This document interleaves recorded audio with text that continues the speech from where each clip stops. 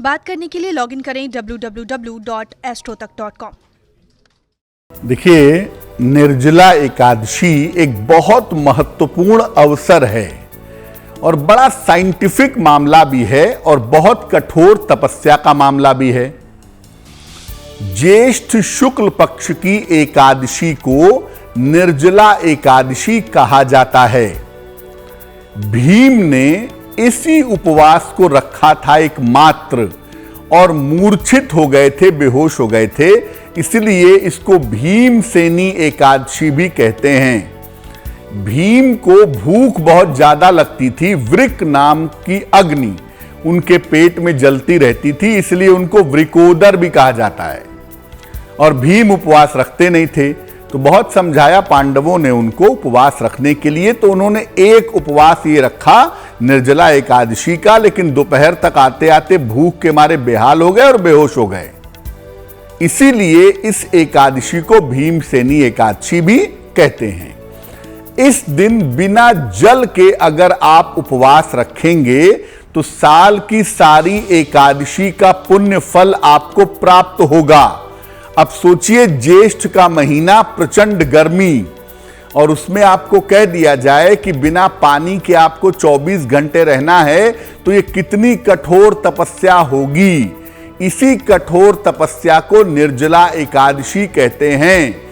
लेकिन अगर आप कठोरता से नियमों का पालन करके निर्जला एकादशी का व्रत रखते हैं तो साल भर की बाकी सारी एकादशी का पुण्य फल आपको प्राप्त होता है।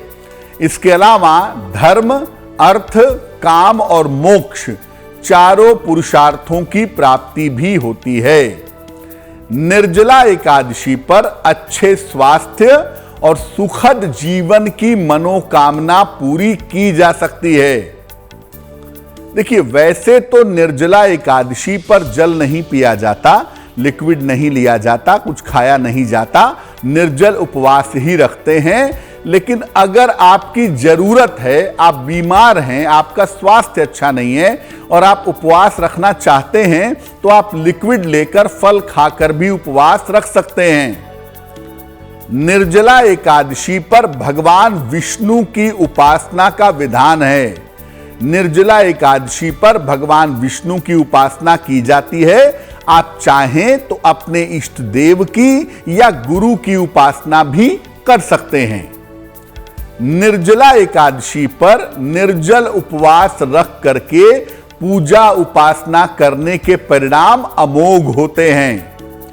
इस कठिन तपस्या के साथ अगर आप कोई प्रार्थना करते हैं तो वो प्रार्थना निश्चित रूप से स्वीकार होती है।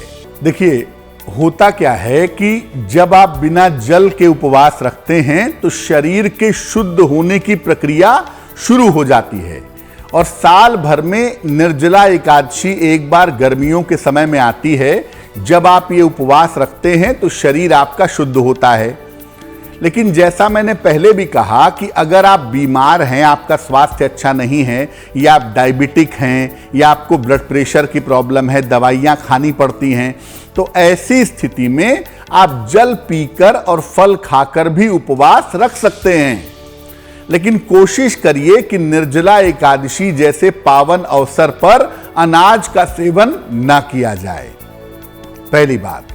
दूसरी बात यह है कि अगर आप व्रत नहीं रख पाते, जल फल से आपका काम नहीं चलता, आपको भोजन करना ही है क्योंकि प्रेशर बहुत है, बीमारियां बहुत हैं, तो ऐसी स्थिति में जो भी भोजन घर में बनाइए, अगर आप उपवास नहीं भी रखते हैं तो घर में जो भोजन बनाइए वो सात्विक भोजन होगा। उसमें प्याज, लहसुन इत्यादि का प्रयोग नहीं होगा।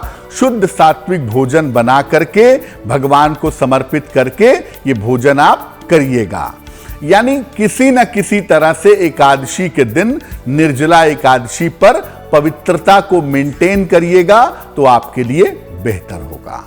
देखिए, ज्येष्ठ का महीना है, गर्मियों का महीना, और ज्येष्ठ के महीने में सामान्यतः जिस दान का विधान है वो दान है जूते, छाते, अन्न और वस्त्र का।